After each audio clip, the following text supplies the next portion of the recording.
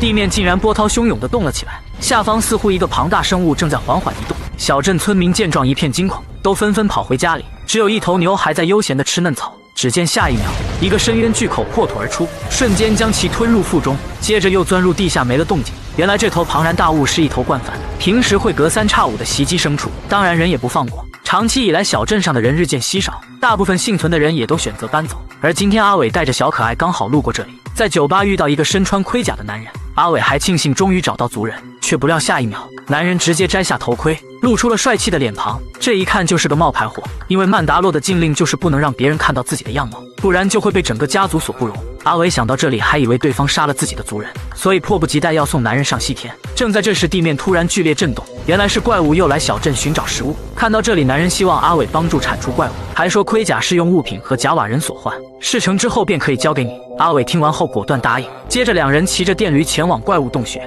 在经过一片峡谷的时候，四周变得格外阴森，接着一群满嘴獠牙的恶狼挡住去路。就在这个玩命的时刻，阿伟用一种特殊的语言和对方沟通，接着恶狼就变成温顺的小狗。原来他们是本地土著人所养。在经过一番沟通后，他们打算加入消灭怪物的阵营。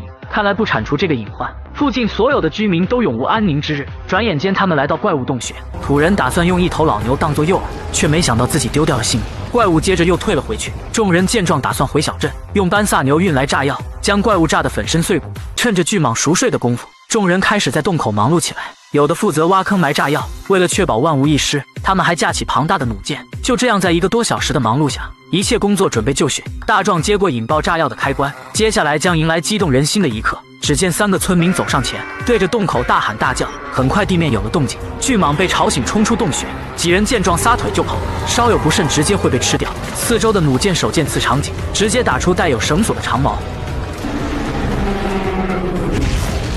巨蟒似乎察觉到大事不妙，开始向洞里退去。一旁大壮想要按下炸弹遥控器，但被阿伟阻止，因为他们只有一次机会，眼下只有让村民向巨蟒投射手榴弹。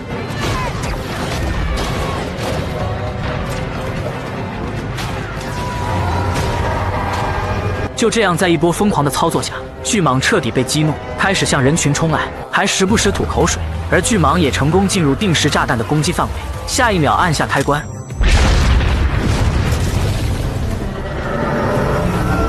巨蟒疼得不断发出刺耳的叫声，转眼现场又回归平静。所有人见状一脸懵逼，想要上前查看巨蟒领盒饭了没有，可下一秒这个庞然大物竟然爬上山顶，张嘴就开始吐口水。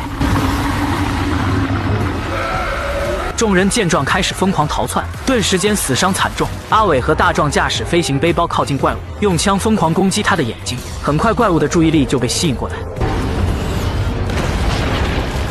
但眼下如何将其消灭？此时一旁全身炸弹的老牛吸引了他们的注意，大壮用1颗导弹再次将蟒蛇吸引，眼看冲了过来，阿伟赶紧将大壮送离战场，自己则被一口吞下。就在所有人都以为阿伟领盒饭的时候，地面再次剧烈震动。阿伟用电击枪全身而退，并且按下手中的遥控器，随着剧烈的爆炸声传来，其中还夹杂着刺耳的叫声。在一段挣扎过后，蟒蛇终于没了动静，接着众人将其开膛破肚，看来今后不缺肉吃了。小可爱也分到了一块。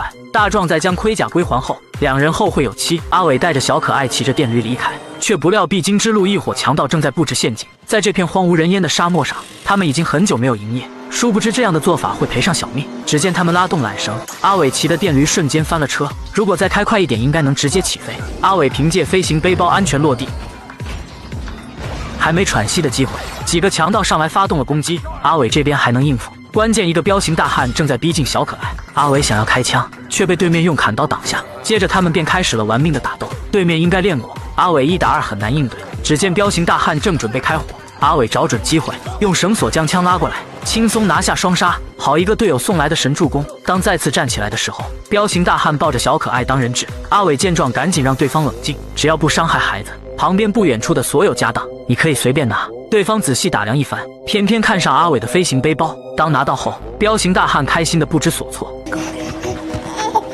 但还没跑上几步，阿伟按下了手中的遥控器，对方直接飞上天空，旋转720度，摔得粉身碎骨。接着阿伟控制飞行背包回到自己身边，虽然强盗全部铲除了，但电驴已经损坏，现在只能将所有家当放肩上徒步前进。就这样一直走到傍晚，阿伟终于来到附近的小镇，眼看已经到了饭点，拿出带回的蟒蛇肉，架起炭火烤的滋辣流油，打算饱餐一顿。正在这时，修理厂大妈走过来，给阿伟介绍了一只成精的青蛙，对方希望乘坐阿伟的飞船，因为阿伟接下来要去的地方正是自己的星球。因为和大妈是老朋友，阿伟不好意思拒绝，只能搭载对方一同前往。却不料小可爱盯上了蛙卵，当阿伟发现的时候，小可爱正在大口躲移，跑上前赶紧阻止，说这是人家的孩子，以后不许再这样。可话音刚落，飞船警报声响起，原来是太空监狱的巡逻队。阿伟曾救过一名囚犯，对方显然是要将自己抓回去。阿伟直接一脚油门逃跑，身后2架战舰紧追不舍。他们一路来到附近的冰冻星球，在躲避对方的同时，飞船也掉进一个神秘的洞穴。当醒来后，机身已经破出一道大口子，而小可爱正在偷吃蛙卵，看上去应该很美味。青蛙女看到后心情很不好，在一旁泡起了温泉。小可爱走上前想要照看人家孩子，阿伟直接就是一顿训斥。受委屈的小可爱似乎嗅到了什么东西，走上前遍地都是怪卵，全然不知危险正在逼近，走上前剥开一个，直接大口的吃了起来。自带拉丝看上去应该很美味，却不料危险正在逼近。只见四周的怪卵逐渐动了起来，小可爱吓得赶紧跑回阿伟身边。然而就在一眨眼的功夫，四周的蜘蛛越聚越多，最终一个堪比哥斯拉的蜘蛛王闪亮登场。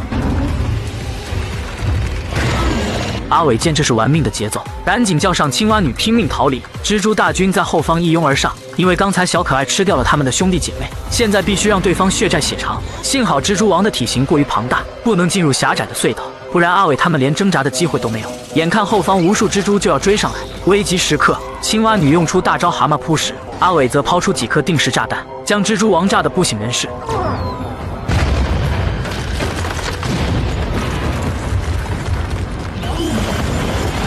但危机并没有因此结束，在不知不觉间，他们已经被包围。阿伟用火焰直接就是一波烧烤，顿时现场香气扑鼻。但可惜出来的极没带孜然辣椒面，就这样一边跑一边打，终于来到飞船的位置。阿伟在最后负责掩护，源源不断的蜘蛛大军越战越勇，子弹眼看就要耗光，阿伟只能一路后退，爬向2楼。接着跑进驾驶室，打算关闭舱门。正在这个玩命的时刻，一个蜘蛛给小可爱挠起了痒痒。再一次烧烤过后，他们必须赶紧启动飞船撤离，眼看就要逃之夭夭。只见蜘蛛王从天而降，将飞船砸回地面。不出意外的话，下一秒他们就得全部饮恨西北。突然，远处一股强大的火力打了过来。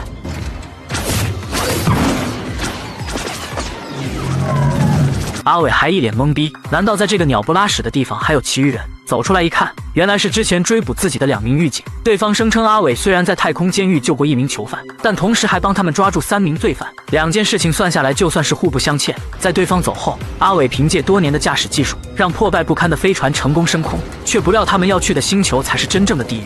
阿伟开着破旧不堪的飞船来到这个海岸星球，刚降落，飞船就掉进大海。只见一个巨大无比的吊机将其放在海边，无奈阿伟只能掏出所有家当，找人给自己的飞船进行大修。接着在青蛙女丈夫的指引下，阿伟来到一所饭店。经过打听后，一个鱼头人声称自己见过曼达洛人，需要乘坐自己的渔船前去。殊不知这是一个披着羊皮的狼，想要将阿伟饮恨，然后拿走曼达洛盔甲。就在千钧一发之际，3个曼达洛人从天而降。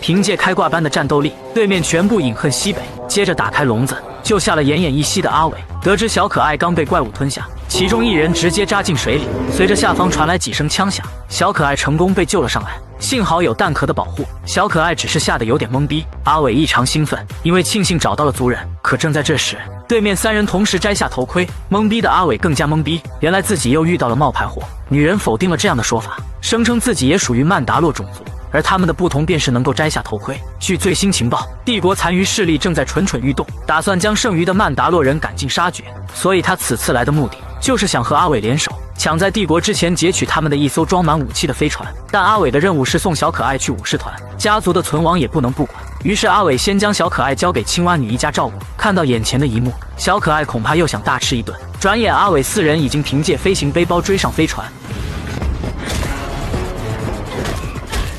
在解决一波小弟后，他们成功进入内部，而此时警报声已经响起。机长异常淡定，只是命令关闭舱门，让手下风暴士兵解决。面对4个开挂的曼达洛人，带头长官被吓得屁滚尿流。阿伟他们被关在了货舱控制区，对面还没来得及高兴，就被打开的舱门吸了出去。机长见状，打死2名驾驶员，控制飞船向地面飞去，想要和对方同归于尽。阿伟几人也察觉到异常，但眼下前往驾驶室的必经之路还有一群士兵，火力太猛，根本无法靠近。关键时刻，阿伟凭借坚硬的盔甲跑上前，扔出炸弹，才全部解决。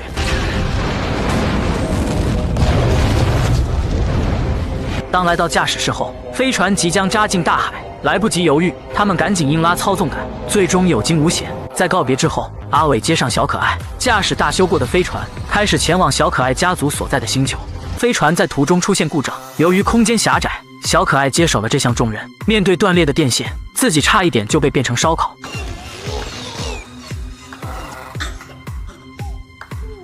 无奈阿伟只能降落先修好飞船，刚好该星球就是第1季大战结束的位置。老板和翠花在这里混得顺风顺水，已经将这个千疮百孔的星球变得一片祥和。得知阿伟要来，2人异常高兴。了解情况后，老板立马安排几名工人维修飞船，接着他们一路来到之前的赏金工会。这里已经不再是交易场所，而是成了镇上的一所学校。老板将小可爱放在一个座位上，嘱咐他要认真听讲，然后又带阿伟见了一个老相识。对方正是阿伟在第1集中抓住的绿头怪，现在他也被老板收入麾下。随后老板告诉阿伟一个重要的事情，自从上次大战之后，帝国在该星球仍有残存的势力，正是地图上所显示的红色区域，这是一个古老的军事基地，所以老板想邀请阿伟一起前去摧毁。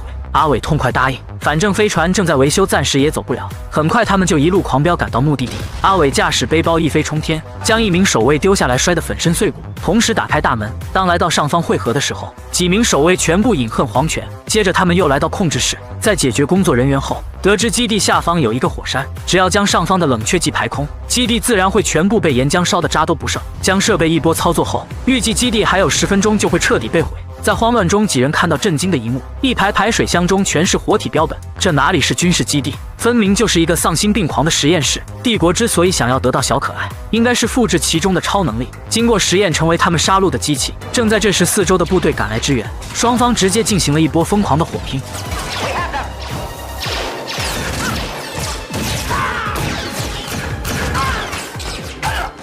在解决对方后，阿伟预感到大事不妙，所以他选择前去保护小可爱。而另外3人再次遭遇一群士兵，时间紧迫，他们必须想办法撤离。正在这时，翠花跑上旁边装甲车，带着2人冲出基地。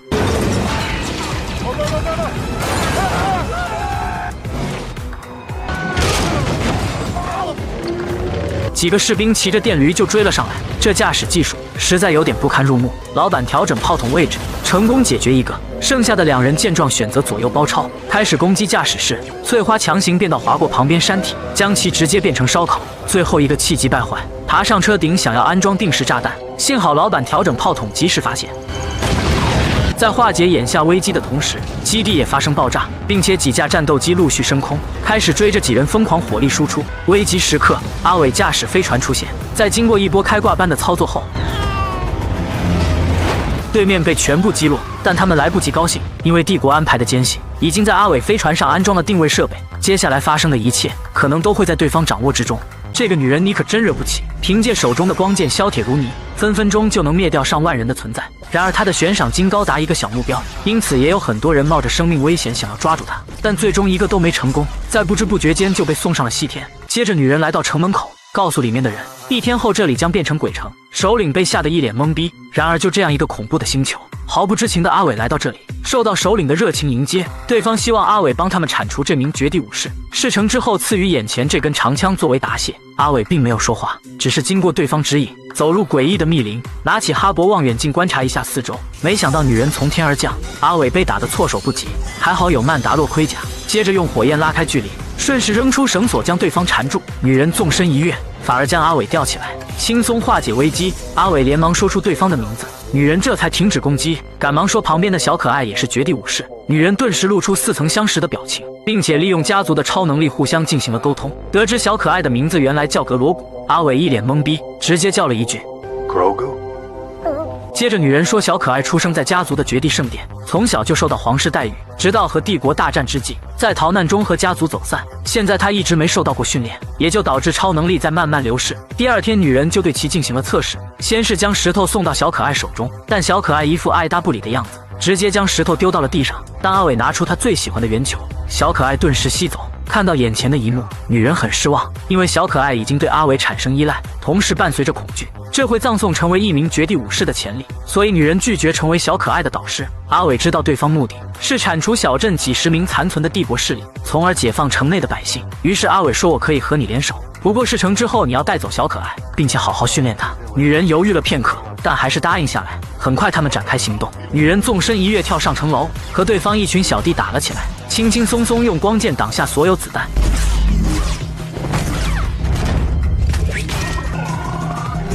接着双倍暴击将警钟砍成两半。收到消息，城内士兵迅速集结完毕，上来就是一波突突。女人凭借骚气的走位应对自如，接下来就是将对方逐个击破。而另一边的阿伟找准机会，开始解决被困的百姓。关键时刻被对面发现，只见男人假装投降，结果下一秒，此时女人和首领打起来，最终将其饮恨，接着又将长枪送给阿伟。眼看到了离别之际，女人却拒绝之前约定收养小可爱，因为她读懂了对方的心思。小可爱并不想离开阿伟，接着又告诉阿伟前去不远处的遗迹星球，那里有一座古老的神殿，只要将它带到顶部，等待小可爱释放超能力，实力强大的绝地武士就会感应到，前来将小可爱带走。同样，阿伟就完成了自己的任务，却不料这样会迎来更大的危机。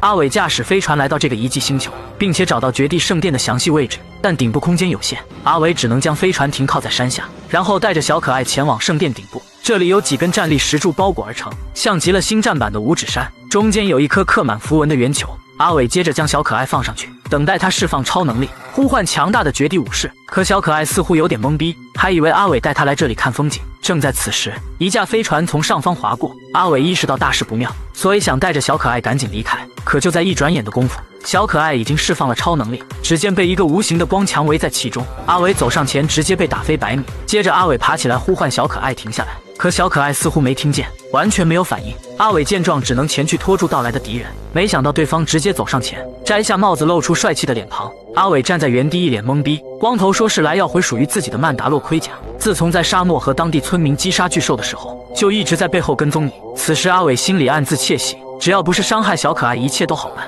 正在两人僵持之际，光头又亮出底牌，自己还带了一名狙击手。于是他们都抱着能吵吵就别动手的态度，互相都放下武器。只见下一秒，懵逼的阿伟更加懵逼，眼前狙击手正是之前被同伴在沙漠中饮恨的女人。原来在咽气之前被光头救下，现在已经成为对方的手下。眼看阿伟并没有交出盔甲的意思，于是光头提出一个建议，我们一起保护小可爱的安全，事成之后你将盔甲交给我。话音刚落，一艘帝国战舰出现，接着降落在山脚下，他们定是奔着小可爱而来。事到如今，阿伟没有选择，只能答应交易，让两人先拖住敌人，然后自己跑上山顶。可无形的光墙依然将小可爱包裹其中，强行走上前，再次被弹飞。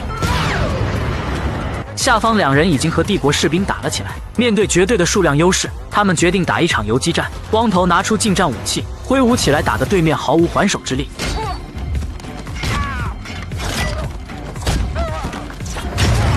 这一棒20年的功夫，谁能顶得住？而女人这边秀操作，疯狂闪狙，对面气得咬牙切齿，先是用大炮，然后又搬来重机枪。看到这一幕，女人根据导演的要求开始顺着山顶跑。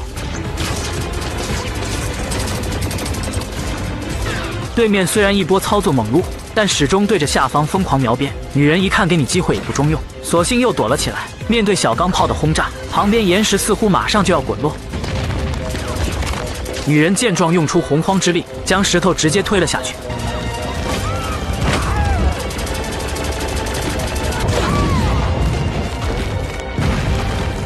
幸存的几人还想冲，直接被光头在后方3两招送上西天。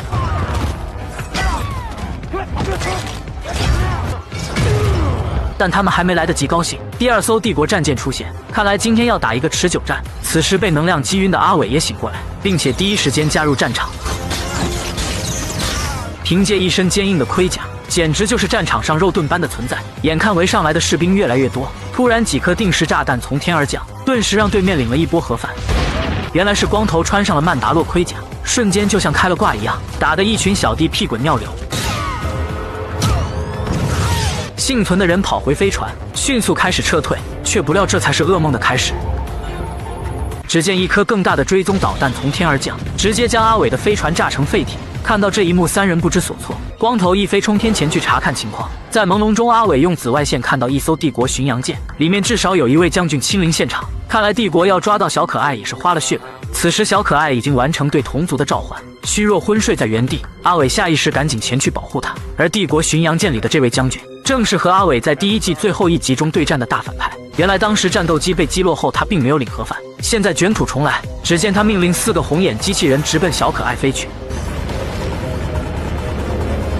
阿伟抬头一看，这回8成要完犊子。仅仅在转眼的功夫，红眼机器人便到达战场，整齐地将小可爱围在其中。阿伟两人还在马不停蹄向上赶。就在这个紧张到窒息的时刻，虚弱的小可爱醒了过来，看到眼前的场景一脸懵逼，还没反应过来便被直接抓住。在阿伟赶到的同时，敌人飞上天空，两人在下方干着急，只能看着敌人渐渐消失在视野里。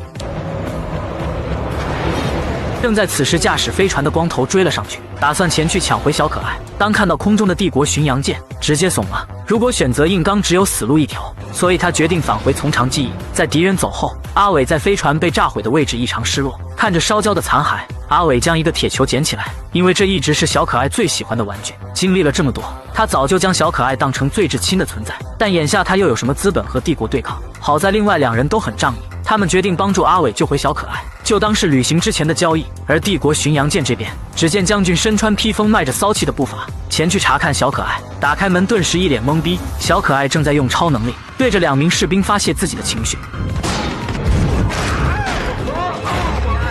最终能量耗尽，将军走上来就是一波嘲讽，然后拿出40米大砍刀，不断言语恐吓，命令手下将其打晕，铐起来等待接下来的实验。阿伟和光头匆忙来到翠花所在的星球，因为对方现在已经是一名监狱长，手下管着无数罪犯。在翠花的帮助下，阿伟找到正在做苦力的描边大师，因为他曾是一名帝国士兵，熟悉内部的信息网络，因此阿伟希望能通过对方定位小可爱所在的巡洋舰坐标，方便接下来的营救。事成之后便可以还他自由。描边大师听完后果断答应，因为他早就受够在劳改所做苦力。接着他们驾驶飞船开始前往一所帝国兵工厂，里面有一台信号捕捉器，可以获取巡洋舰具体坐标。想着里面有一些兵力，他们打算用最保险的方法劫取一辆途中的运输卡车，换上对应工作服混进去，却不料路上又遇到新的麻烦。突然发现一群劫匪想要爬上车，这是想上天的节奏，于是拿出手枪进入战斗模式，但还是有一人爬上车顶，想要将所有的易燃物品炸毁。还好阿伟及时将其击毙。随着剧烈的爆炸声传来，本以为危机就此结束，但还没给2人喘息的机会，不依不饶的劫匪又追了上来。如果不看原声，还以为他们说的是交出唐僧肉。无奈阿伟只能迎战，但关键时刻子弹耗尽，开始徒手和对方展开搏斗。先是将一人从车头扔下去，让其免费体验被轮胎碾压的快感，却不料第2个不讲武德搞偷袭，将阿伟盔甲直接打碎。眼下只有好人做到底，成全他和自己的同伴团聚。接着捡起长矛扔出，拿下3杀。阿伟不想和对方僵持下去，所以让光头加快速度。追击的劫匪看上去更加兴奋。阿伟经过前2轮打斗，体力已经消耗大半，最终被对方按在地上摩擦。眼看定时炸弹已经安装完毕，他们丧心病狂地开始撤退。阿伟找准机会，将2人先后饮恨，然后取下炸弹还给对方。眼看马上就要到达兵工厂，可劫匪依然不肯放弃。这次他们索性都拿起炸弹，这是要同归于尽的节奏。千钧一发之际，2架战斗机出现，凶猛的火力瞬间让大部分劫匪葬身火海。幸存的几人依然勇往直前。话说这些劫匪为何如此疯狂，不惜一切代价千里送人头？导演并没有给出对应的解释。幸运的是，阿伟2人终于混入内部，并且受到所有士兵的热情迎接。接着他们成功在餐厅内找到定位设备，但描边大师说自己不能进去，因为里面有一个熟悉的长官，自己曾是对方的手下。无奈阿伟只能独自前去，但仪器必须对脸部进行扫描。阿伟果断违背家族的禁令，摘下头盔。但是从这一点就可以看出小可爱在他心中的地位。在扫描后，阿伟成功拿到巡洋舰坐标信息。可正在此时，一旁的长官走上前来询问阿伟的番号编码，这可把阿伟整得一脸懵逼，眼看就要暴露。门外的描边大师赶紧走上前，熟练说出2人的番号，化解危机。在经过一波忽悠后，长官一心想要请他们喝一杯，但小可爱还等着他们去营救，不能耽搁太长时间，索性直接将义乌人全部送上西天。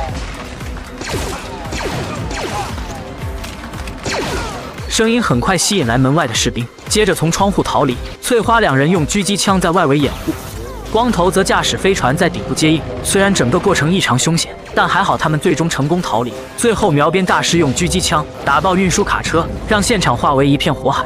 2架战斗机紧随其后，只见光头打出一颗炸弹，瞬间解决战斗。爆炸所形成的烟花相当美丽。随后，阿伟也履行承诺，给苗边大师自由。接着用拿到的坐标给巡洋舰内部发去消息：你们如果敢动小可爱一点指甲盖，导演的剧本恐怕都要更改。接下来老师等待我去找你们喝一杯。阿伟几人根据定位坐标，在救出小可爱的路上，发现了最新战况。前方一艘飞船里面有一位帝国博士，对方正是将小可爱做实验的负责人。于是他们用电击炮一波轰炸，让对方飞船上的无线电暂时瘫痪，然后强行登机将对方控制。在博士的口中得知，巡洋舰内部存有大量兵力，你们几个人前去只能千里送人头。无奈阿伟和光头来到一个星球，找到同为曼达洛种族的花姐帮忙。刚见面，两人就和光头互看不顺眼，以至于直接打了起来。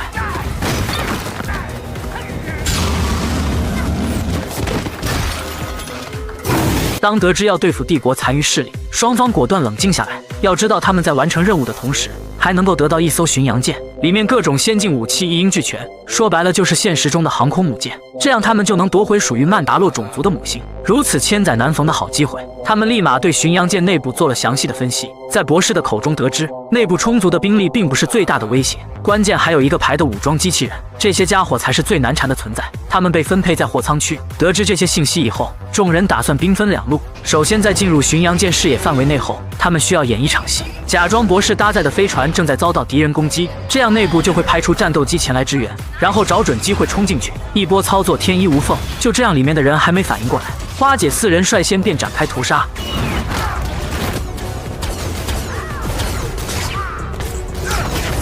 察觉到大事不妙的将军脸瞬间拉胯，命令启动红眼机器人，将他们撕成碎片。4人配合天衣无缝，一路将士兵疯狂碾压。阿伟则从后方开始寻找小可爱。此时，所有红眼机器人已经进入战斗模式，开始打开舱门向外走来。阿伟走上前赶紧关闭，可机器人力大无穷，用手臂硬生生将加厚大铁门掰开。阿伟还没反应过来，就被一拳打飞100米。手枪打上去毫无效果，就像挠痒痒一样。接着便抓起阿伟，掐住脖子开始猛砸。这一拳30年的功夫谁能顶得住？但阿伟凭借主角光环和盔甲的加持，硬生生吃了10几拳。而被困住的机器人正在疯狂地击打铁门。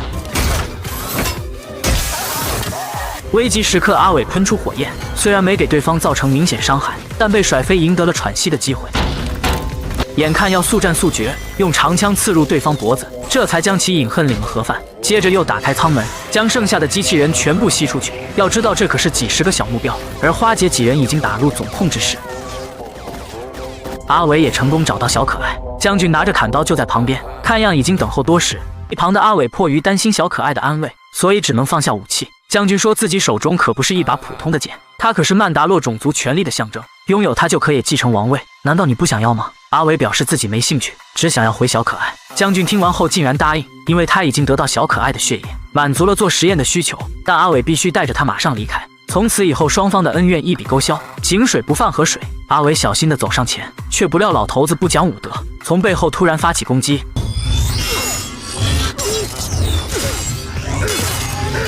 阿伟凭借一身盔甲硬抗下来，接着在走廊拿出背后的长枪开始大战。这把砍刀自身携带上1000度高温，毫不留神便会成为烧烤。危急时刻用手臂挡下一击，顺势将老头砍刀打掉。但阿伟并没有将其饮恨，而是按照之前的约定交给花姐处理。接着他们来到控制室会合，将军开始挑拨离间，说花姐现在可以杀掉阿伟，抢过来砍刀继承曼达洛王位，不然你就是王位的冒充者。阿伟主动投降，说自己只在乎小可爱，其余的你拿走就好了。正在此时，警报声响起，原来是之前的红眼机器人又飞了回来，整齐地向控制室走来。将军看到此刻，感觉自己又醒了，说一个就够你们对付，我看你们怎样对付一个牌。看来不能硬刚，他们索性关闭舱门，只见机器人对着铁门一拳拳砸下去，整个巡洋舰都为之颤抖。面对这样恐怖的破坏力，所有人领盒饭只是迟早的事情。正在千钧一发之际，一艘飞船进入内部，小可爱似乎也察觉到异常，外面的机器人也停止了攻击。所有人一脸懵逼。接着在监控中出现一个身穿黑袍的神秘人，只见他手持光剑，砍在机器人身上就像切豆腐。毫无疑问，这是一位绝地武士，代表宇宙天花板战力的存在，轻轻松松挡下所有子弹，犹如杀神降临。将军眼看大势已去，想要做最后的挣扎，幸好阿伟及时挡在小可爱前面。翠花走上前将其打晕，此时绝地武士在小可爱的注视下已经进入电梯，仅剩的机器人立马调转方向，眼看大战一触即发，指挥室的所有人都异常期待。随着电梯缓缓打开，本剧的巅峰时刻就此来临。面对毫无破绽的剑法，几十台机器人瞬间变成废铁，然后打开舱门，潇洒走进来，收起武器，摘下帽子，露出帅气的脸庞。原来他是来接小可爱离开。阿伟恋恋不舍地抱起小可爱，并且主动摘下自己的头盔。面对这个一直保护自己的男人，小可爱将阿伟仔细刻在脑海。他们虽然没有共同的语言，但从一个简单的表情便可以证明一切。天底下没有不散的宴席，小可爱需要同族的引导，让自己变得更加强大。等到那时，换做他来保护阿伟。看着小可爱的离去，这个铁骨铮铮的汉子也不由湿润了眼眶，相信他们还会再次相遇。